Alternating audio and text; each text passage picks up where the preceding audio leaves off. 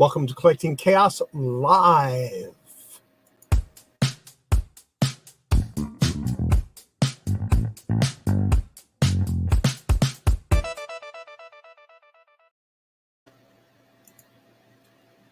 And like I said, welcome to Kollecting Kaos Live. First to comment today and first in the chat is Glemmo's Closet, and Dana writes, first, haha, suck on that, CSR, because Card Shop Reality is generally one of the first ones to make a comment. On my Thursday chat, it's either Card Shop Reality or John Beck that comes in first. But today it was Glemmo's. So that's kind of cool. I appreciate that. It made me chuckle.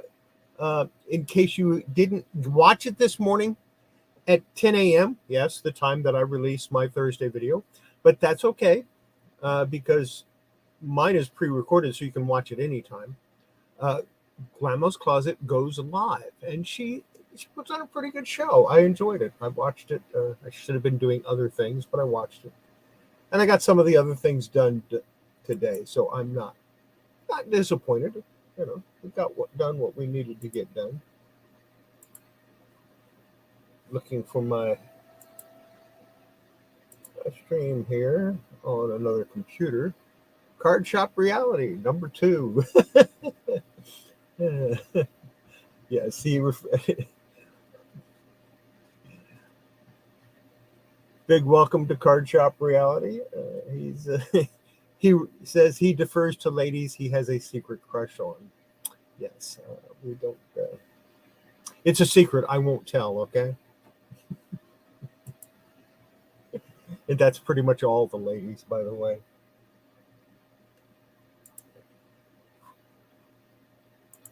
There we go. Let's see what we got here. So, yeah, what did I do this week? That's kind of an interesting. Jessica's Dumpster Girls. Jessica promotes my channel like nobody else. Every single time I post a video, she recommends it in her community tab. And thank you. I really do appreciate that. So what did I do this week? Well, of course, I posted some videos and I worked on a comic. And if you didn't watch it because it was kind of long, it was, I think, 46 minutes. But this was the outcome of it. This has been in my press for 24 hours, cold pressed. I didn't heat it up after the first pressing. I just stuck it back in the press and let it sit for 24 hours. So that's the comic that I worked on, and I have somewhere a before view. Actually, there's a before and after on my community tab that you can look at. But let's go ahead and see if I can find that picture.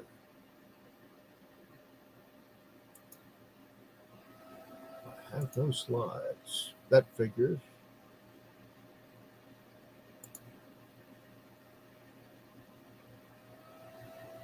Yeah, I'm not going to be able to find it easily. I did get this from Michael Marin.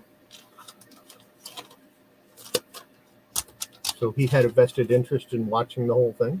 I got it from him. It was pretty messed up. I'm really happy with the way it turned out. It's going in my permanent collection, of course.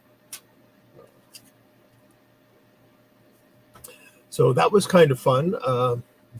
And Michael has some comics that he's looking for that he posted to a community tab. I have like a trade tab where you can reach out to other people. And he also listed some stuff that he's willing to trade to get what he wants. And there's some pretty neat stuff there. If I didn't have most of it, I'd probably hit him up for some of it. But I have most of it. Yes, I outed you. I also have on my community tab, I have a poll. Please go check it out. It's about what I'm going to work on next week. And I give 2 options, 2 comics. I originally started with 3. When I get down to 1, then I'll just do that one. And then I'll post some others. So there's an option for you to pick what I'm going to work on next week. And you have 2 options on that. Next thing I want to do, I think I want to go over some of the stuff I listed up on eBay. I actually listed stuff on eBay this week, which is amazing because I haven't done it in months. I've been really lazy on that. But let me show you some of the stuff I listed. First item is a Tom T Volkswagen. And I put this in this just to keep it protected and clear. And I'll probably ship it in this as well. But it's a Tom T Volkswagen toy. I'm not sure on the date. Of course, if I don't know the date, I'm not going to put down that it's vintage. And then this, I listed also. This is a tin litho toy. It doesn't have, it's an unnamed, unmarked. All I know is that it was made in Japan. And again, I'll probably ship it in this little container to help protect it. This is most likely vintage, probably at least from the 60s. Then I have this pen here that I listed. This is a Dewey for President. Now, this is a reproduction pen that was made in 1971. So technically, it's still vintage, even though it's a reproduction. I don't think I listed it as vintage, though. I could have. Then I have, this is a Sheffield promotional pen for Honduras. And I'm pretty sure I listed that as vintage because it is. I don't know the exact date of it. Normally, I don't mark things as vintage unless I know the date. Here is a another pen. This is a Union pen for Union 128, local 128. I'm not sure. I think this was like Carpenter's Union, but I'm not sure. And this company went out of business in 1959, so I know it's vintage because it has to be. If the company stopped making pens in 1959, that kind of tells you any pen that you have that was made by them is most likely vintage. And then this one is from a trade union conference, and that's from 1959. So that's definitely vintage also. And I posted all those in one day, and I was really proud of myself because usually I don't post anything. And then today, I posted some more things. I posted my set of Three Stooges figures. These are the larger 5-inch figures with the rooted hair, and I posted those. And of course, when I do pictures of these, I have a little ruler next to them so you can see the actual size. And then I also posted my, and those are bendable figures. And then I posted my PVC Three Stooges pictures. Now, this is Larry Moe and Curly Joe, not Larry Moe and just regular Curly. So, not vintage. They're from the 90s. People argue with me about that all the time, but it's from the 90s. It's not vintage. So, that's what I put on eBay. Kind of neat, you know? So, going through stuff, and actually, I was supposed to be sorting comics. Yeah, that didn't work out too good. Take care. Happy you could stop in. Jessica's Dumpster Girls. Go sub her up if you're not sub to her already.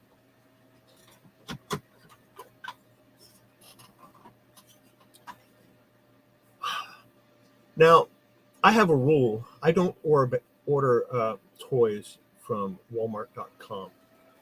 And people have told me several times, oh, yeah, you can get that on Walmart.com. You should. I used to get a discount from them, so, why wouldn't I? But I have a rule not to do that. And I'm going to show you why. You see, I was having trouble getting a certain action figure that I really wanted. And I found it on Walmart.com. And so I ordered it. And it came in. It came in crushed. It's torn. And you know what they said when I told them? Oh, well, we'll give you your money back. Just turn it back in. I said, I don't want my money back. I want another figure. Well, we don't have any, so you're just going to have to do a return on it and we'll refund you your money. Well, no, that means I don't have the figure. So I just don't order from Walmart.com anymore if it's an action figure, because I don't trust them to get it to me in decent shape. That's one of the things I found in my little box that I opened today. And we're going to go through this whole box, or most of it anyway. And then I found 3 Team Best Salvino rookie Bammers. These are little bears. They're bears in a box. Boxo Bears. Robert's Garage, glad you could stop in. Sharon message, happy you could stop in also. This is Ryan Anderson. It includes a card. This is a card of authentication, by the way. So it's number 1081 out of 10,000. And let's take a look at the little bear. There he is. Ryan Anderson bear with the card in the original box. That's kind of cool. The card is probably worth more than the bear. So that's the first thing. And then I have another one. We're going to look at bears for a little bit. The box is a little worse for wear. It is Rick and Keel. Number 1,825 of 10,000. And let's take a look at the bear. The bear. There he is.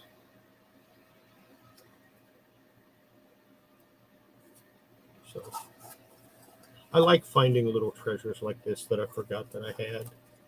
It's always fun. Bear, card, box. I might glue the box back together because the side is open. A little dab of glue. It'll be fine. I have one more bear here, way down at the bottom. Who is this one? This one is J.D. Drew, number 1,773 of 10,000.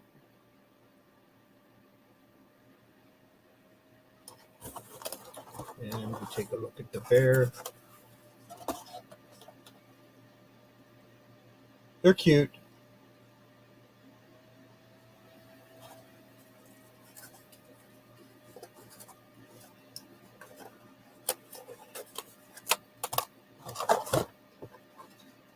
Put the bear back in the box, put the card back in the box. I'm going to list these on eBay because I don't have any reason not to. Next up. Oh, this is fun. This is kind of messed up, so I probably won't put this on eBay, although I probably will sell pretty well. This is the Tick Steel box. I don't believe it comes with an action figure. It's sized for use with Tick for the Series 2 Tick action figures, 6-inch action figures. Box has never been opened, although it's had a lot of shelf damage and shelf wear, which is too bad. I'll probably offer that at some point in one of the auctions that we do here online. Then I have a somewhat crushed Geordie LaFord with yellowed plastic. Mint on the card, but the card is far from mint.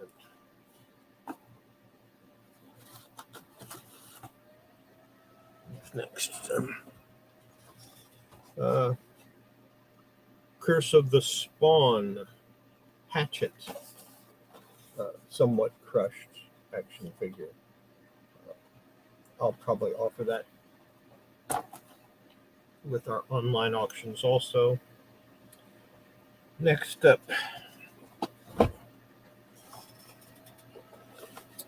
Another Bruce Lee figure. This one's still on the card. It hasn't fallen off the card like the other ones. There were 2 of these. I have them both. I have this one here when it's fallen off of the card. So although I'm going to I'm going to list these on eBay, and I'm going to say that one is complete, but it's open. because it's fallen off the package.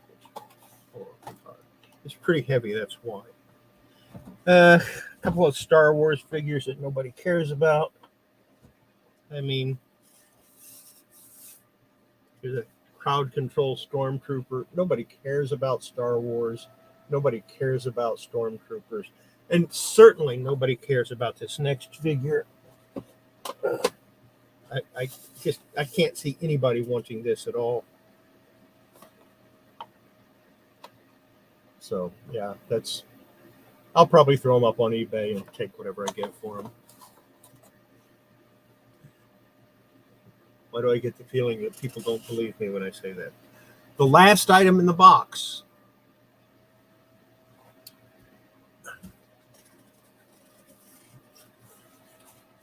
It's Patrick the Pet Dinosaur. This is still in the original packaging. I'm going to open it for you right now. And I've opened it before, and I've looked at it before. It still has the original sleeve. Still in the original shipping crate. Let's open up the crate. What do we have? We have The Real History of Dinosaurs, Honest. We have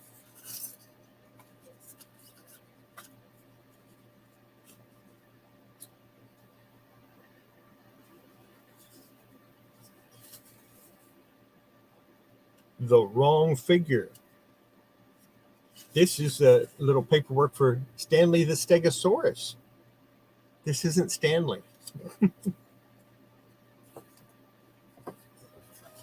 Then we have the pedigree. This is to certify your pet is one of a limited edition of pet dinosaurs created to make you laugh and smile and otherwise forget your worldly cares. This is number 9,377. There's a certificate. And I see this figure on eBay all the time. So Apatosaurus. I see it on eBay all the time for like 15, 20 bucks. Problem is, this is all you get for $15 or $20. Just this. You don't get the crate. You don't get the certificate. You don't get the papers. All you get is the figure. So I'm thinking, with all the paperwork, like this stuff, this little history, and the original crate, and the original box, I'm just going to go wild on it. I'm going to put it on eBay, and I'm probably going to start it at like $60 or $50 as a starting bid. Because if it's worth 20, if it's worth 15 or 20 out of the box with no paperwork and nothing, it's got to be worth a whole lot more in the original container with all the original paperwork. That's my thought anyway. So that's what I'm going to do. I'm going to start it at an insanely high price, and if nobody buys it, I'll keep it. I don't care. Yeah, that's all that was in that little box. So that's kind of a neat little thing, new little thing I'm going to do. Each week I intend to say, this is what I put on eBay, so that it kind of forces me to actually list stuff. Oh, wait, I see one more item. I got to reach way down to get that. This is a Superman Forever magnet with art by Alex Ross. This came out in 1998, and this is supposed to be in my permanent collections. I don't know what it's doing in this box, but I'm going to throw it back in there. And yeah, I'll have to set my good camera up in a different way in order to take pictures of Patrick there. And also the bears. So that's what I'm gonna shoot for. Is I'm gonna shoot to put the Bears and Patrick online. See if I can get any money for him.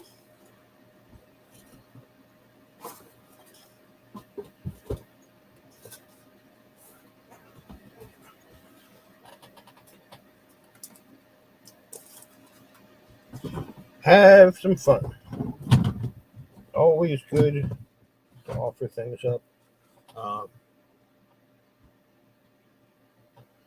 So yeah, that's sheep for president.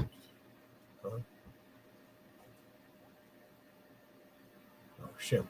The Three Stooges I have Curly Joe, not Shimp or Curly. They do feature Curly Joe, who was the last of the third Three Stooges.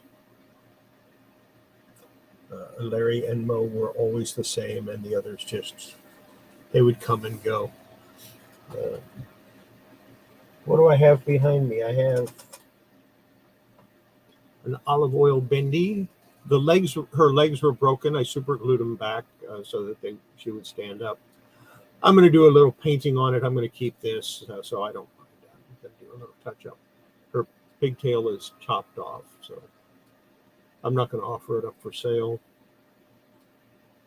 This is one of those items that I find that I like, so I decided to keep. Of course, I have a crap ton of Barbie dolls. I went through, and of course, people asked me about this figure last week. I got an idea. I think Michael said to check Johnny Miller, see if and it does look a lot like Johnny Miller. So I will probably send him one. But I stripped one down to see if I could find any identifying marks on it, and the only thing I could find is made in Hong Kong. That's all that it says. There's no other identifying marks. So I have but the amount of articulation surprised me. I figured it was just, head and arms. Turns out it head, arms, legs, and waist. So, 6 points of articulation. Kudos to them for making a cheap articulated doll. And then I got to thinking, well, that clothing, I wonder if it'll fit. So I took one of the Barbies that I haven't yet identified just to see. It actually looks pretty good on her. So I think I have an old golf club somewhere, and I'm going to put that golf club with her, and I'll probably offer her up for sale at some point as just a custom thing that I put together. Why not? I haven't identified that Barbie yet. I don't know what it is. I have my suspicions, but I don't know for sure.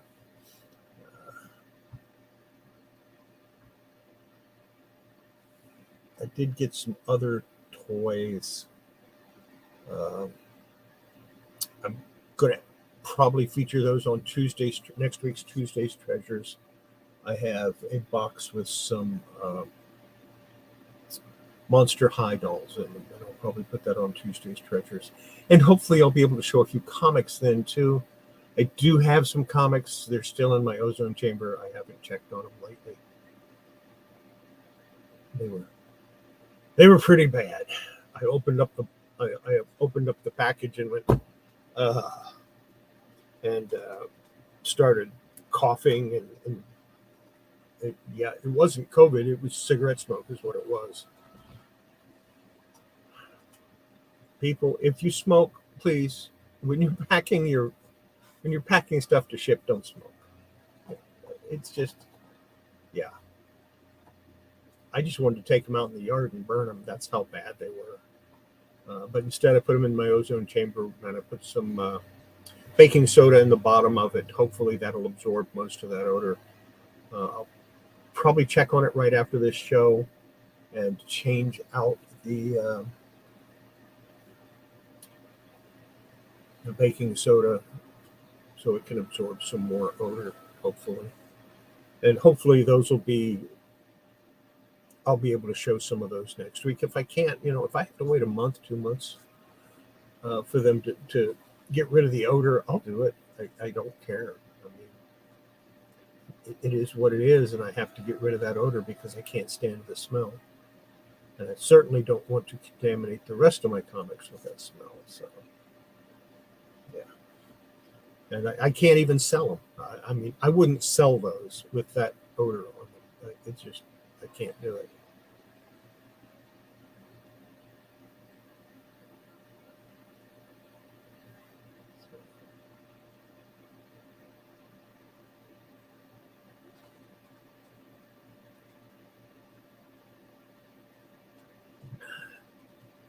Let's take a look at movies. Been 2 movies recently that are related to the genre that I prefer, which is mostly comic books. The first one was The Batman, of course, and the second one was Morbius. Batman is just hit its 4th week, and to date, it has grossed worldwide $714,459,000.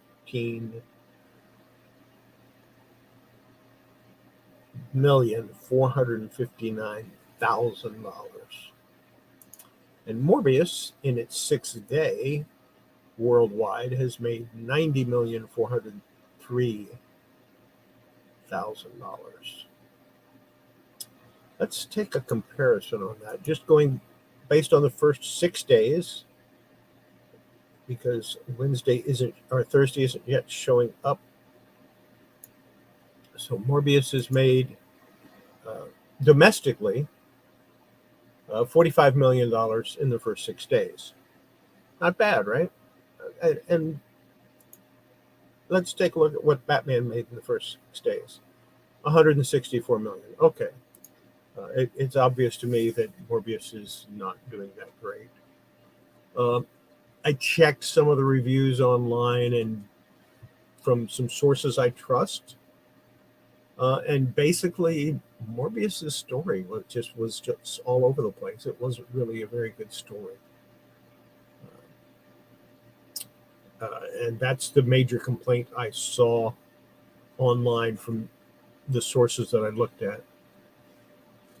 On the other hand, the Batman, the major complaint was it was long because it was nearly 3 hours. So.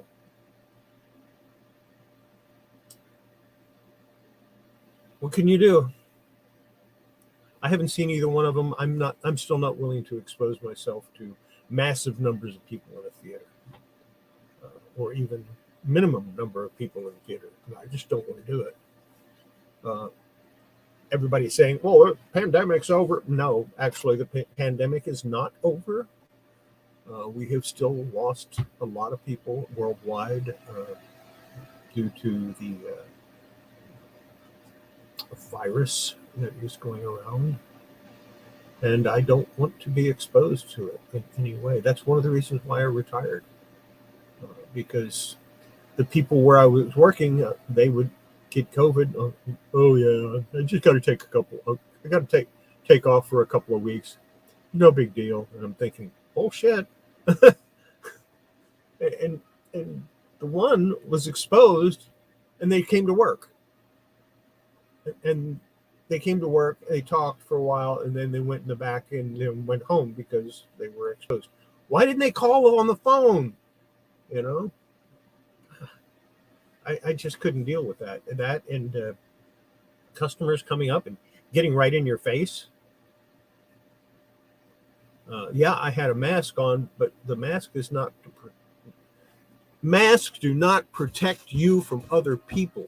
Masks protects other people from you. Hello. So, yeah, that's a lot of the reason why I retired. That and the fact that I knew I wasn't going to get another promotion. It was just not worth it. Once they got rid of my job and put me back to another job and then skipped the pay raise for that year because I got an increase. The only increase I got was the fact that they were no longer going to give incentive bonuses. So why bust my butt when I'm never going to get promoted again and I'm not going to get the raise? It's just not worth it.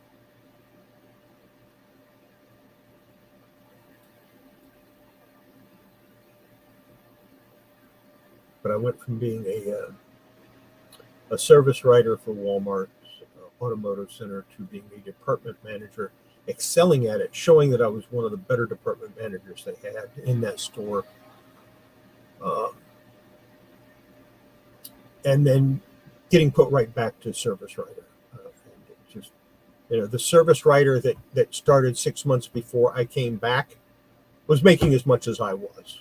And I've been with the company for almost 13 years. It just wasn't worth it. So I just, yeah, if I had spent 2 more years there, I would have gotten a lifetime discount. That would have been nice, but it wasn't worth sticking around for 2 more years. Walmart is not the company it was. They, at one time, cared about the associates. They cared about the customers. Now all they care about is the bottom line. How much product can we move to make how much money? That's all Walmart cares about anymore. They don't care about the customers. They don't care about the people that work for them.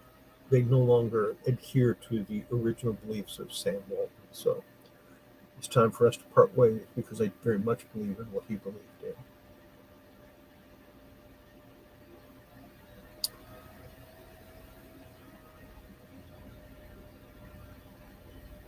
Jackson Roy Kirk, you missed all the good stuff, man. You're going to have to go back and rewatch it.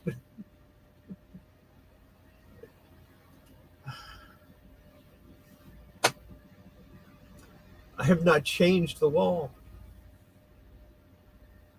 I got to do that tonight.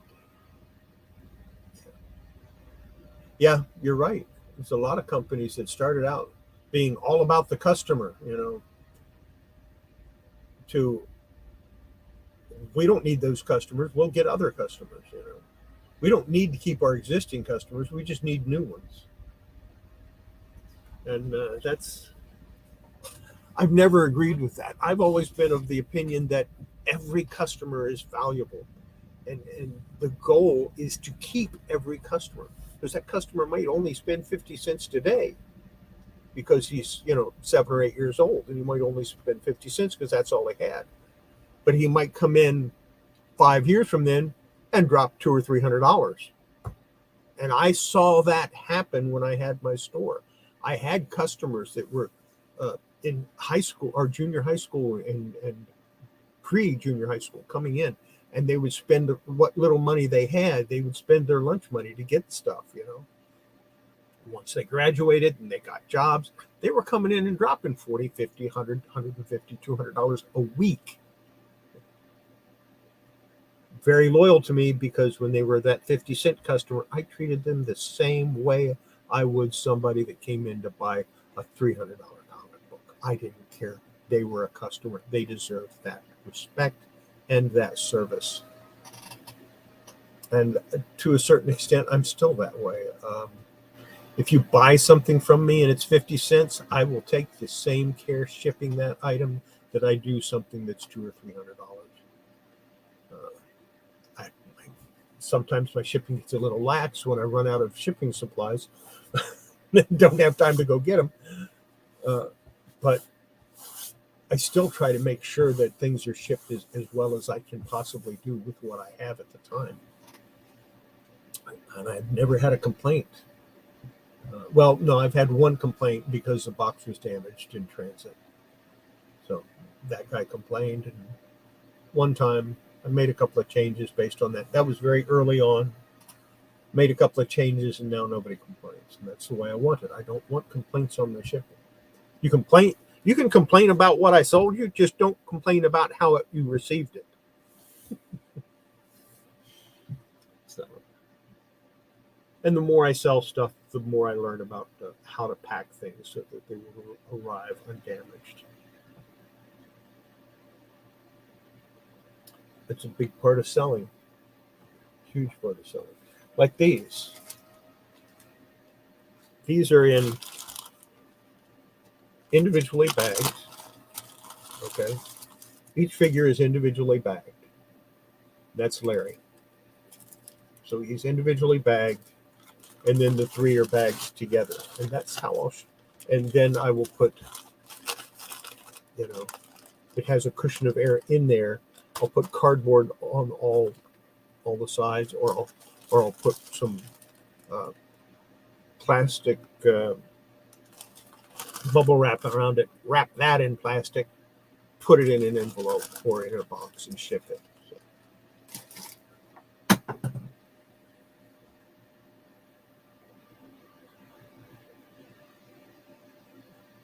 Yeah, absolutely. I used to have guys that they'd make a beeline for my quarter box.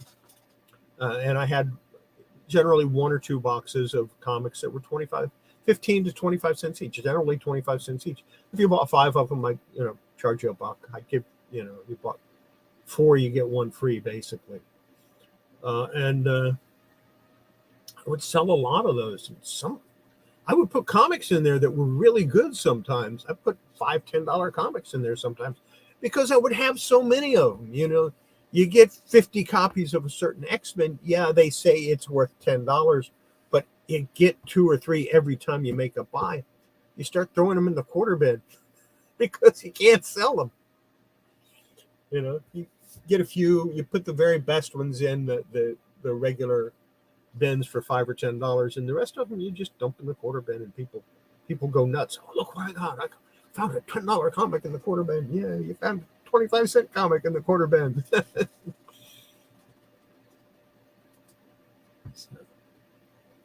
Sometimes it's and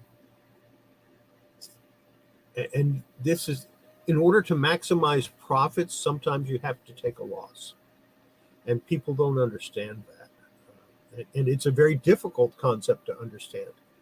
But what that means is I have 10 items, and they're each $10 each, and they don't sell. Mark them down, 50% off. Blow them out at $5 a piece. You sold all 10 of them, you lost $10. You take that $50 and invest it in smaller items, less expensive items that will sell, and triple your money on those, and you just made more money because you took the loss. So you take a loss sometimes in order to increase your profits. And it's a very difficult concept. It took me years to understand it, and I'm still puzzled over some of it. Basically what it is not everything you buy is going to be a winner, and you just got to cut your losses and put something on the shelf that's going to sell. And that's why big stores like Walmart, like Target, and like a lot of the others, they have clearance aisles and they sell stuff cheap just to get it out of the door because it didn't sell. Get it out the door so you can put something good in there that will sell. Walmart's problem is sometimes they put stuff on clearance that sells really well and don't get it back. And then customers complain because you don't carry that anymore. That used to happen when I worked in the pets department. That used to happen a lot.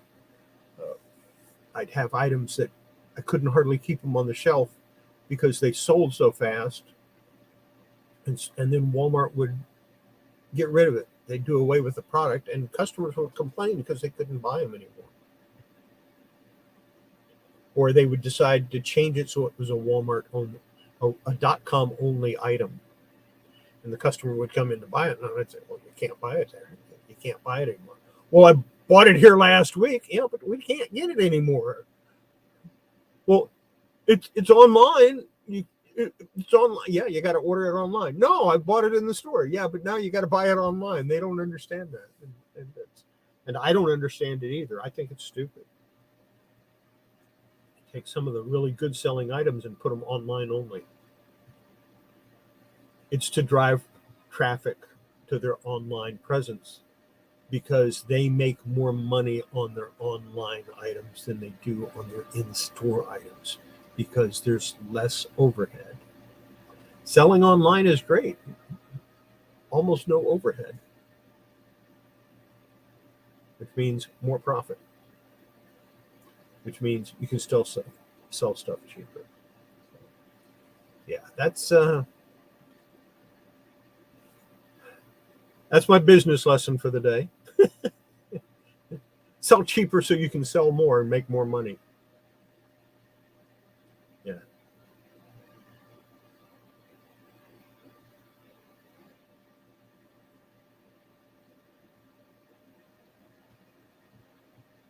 Same thing with toys, by the way. If you sell toys a little cheaper, they'll sell more. So, I'm at a position where I have so much stuff.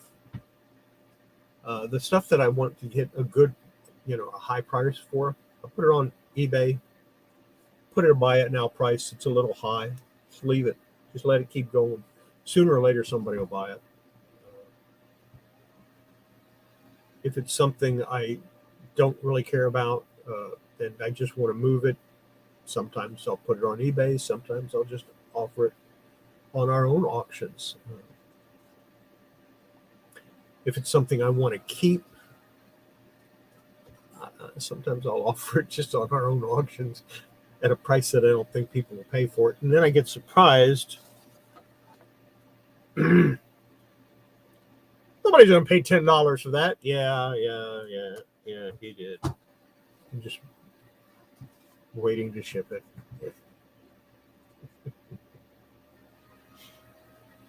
I thought, yeah, I'll put $10 on this. Nobody will buy it. It's one dinosaur. Nobody's going to pay $10 for that. Yeah, Harley just jumped up and said, I'll take it. I'm going, damn it, I should have put 20. Not because I wanted more money for it, but because I really didn't want to sell it. I figured I'd put a high price on it, nobody would buy it. But that's the way it works. You put a high price on something you want to keep and people buy it. You put a high price on something you don't care about and nobody wants it. So there you go. That's like I said, that's my lesson for the day. Let me go ahead and open this up to anybody that wants to come in for the last 15 to 20 minutes. There's not a whole lot of people here anyway. So there's the link if you want to join me in StreamYard. We can chat. And if not, that's okay too. I'll keep talking. I have a little coffee left. I have some time left. After this, I have to do a little screen thing because I have another Barbie minute to post. Yeah, I'm going to talk about Barbies again. Nobody cares about that, but they're short videos, so less than 5 minutes.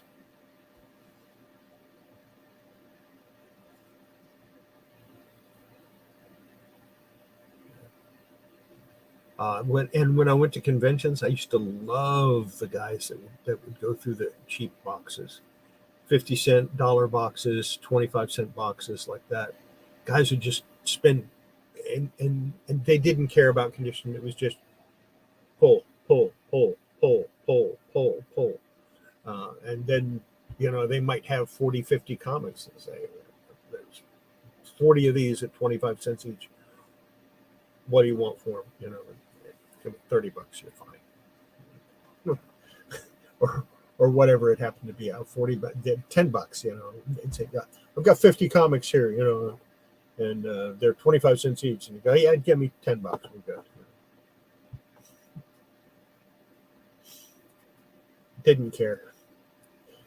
All of that stuff. That was stuff that was, I either made my money on it right away and just decided to get rid of the bulk or something else. And that's happened a few times.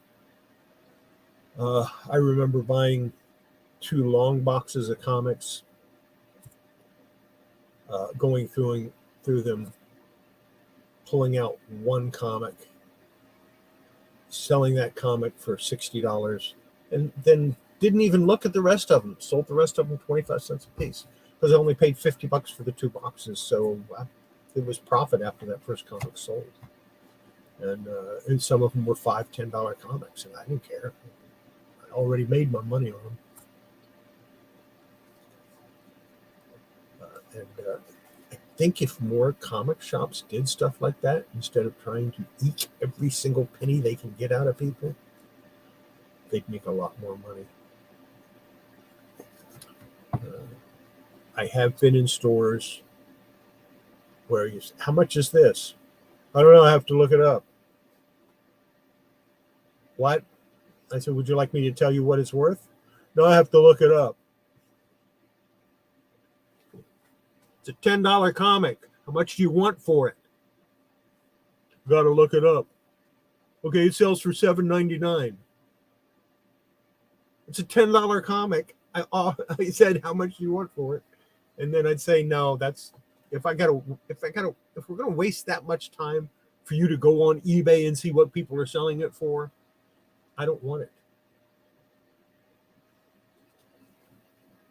You know, it amazes store owners when I walk in and I know what something is worth. You know, I'll see a comic and I don't have to look it up.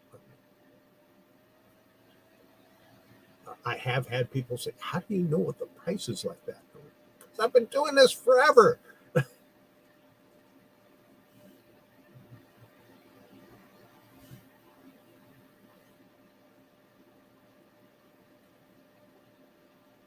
I do remember going into a store back in the 90s and seeing a comic that I was interested in. The guy had it priced at $20, and I went, put it on the counter. What do you want for this $5 book? It's $20. I said, yeah, but it's a $5 book. What do you want for it? And I think we settled at about $6.50 or $7 because I kept looking at him saying, it's a $5 book. It's not worth what you're asking. What do you want for it?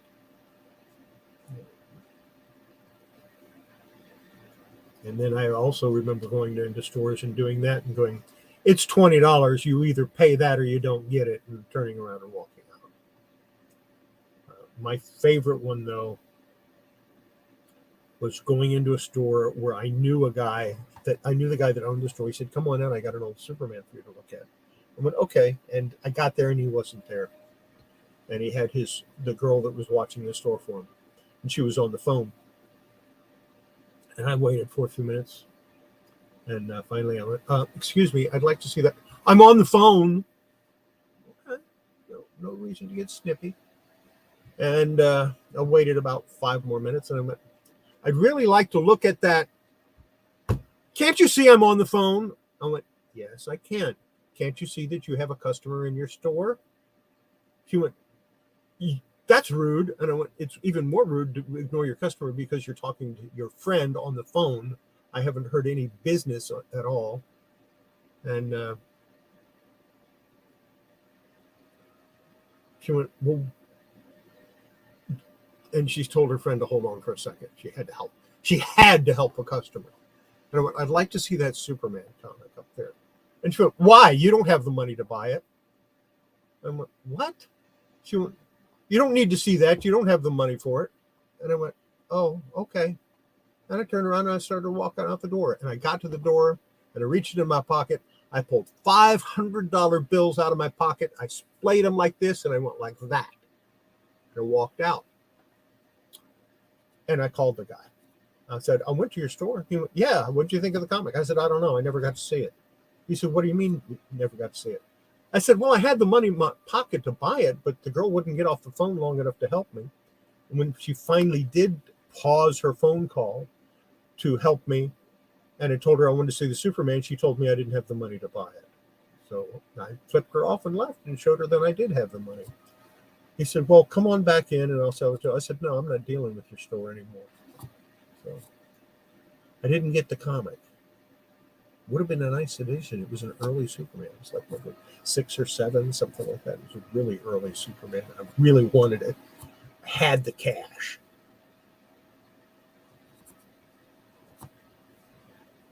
Bad customer service. kicked him in the butt, cost him a lot of money.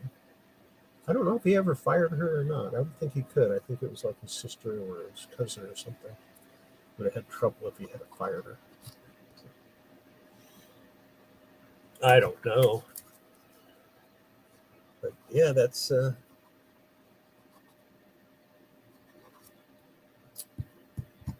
my story from the past. I may have told that one before, some iteration of it before. It's one that has stuck with me because I've never seen that comic up for sale at a price I wanted to pay again. I'll get it eventually. Not that particular one, but I will get an issue of it. It looked to be in really nice shape too, from what I could tell. Too bad she wasn't willing to show it to me.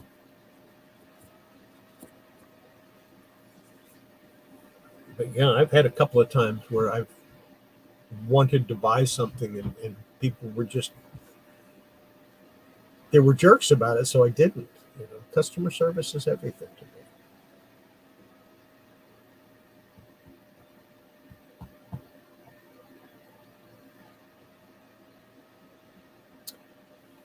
So once again, go check out my community tab. It's got some interesting things on there. It's got before and after pictures of Katie King comic that I did repair on. It's got a little trade section, so you can reach out to people and let them know, this is what I have, this is what I'm looking for. We have one person that's already done that. And that's my newest feature. And I got that because I went over 500 people, which is really cool. 500 subs. I didn't think I'd ever get here. And I was going to give something away, and nobody was interested, so I didn't do that. I may offer something again at some point in the future. We'll have to see. What I'll probably do is take the item that I was going to give away for the 500 sub and add it to like a 600 sub. And if nobody takes it, then I'll add it to a 700 sub. I already have one item for a 250 sub that nobody took.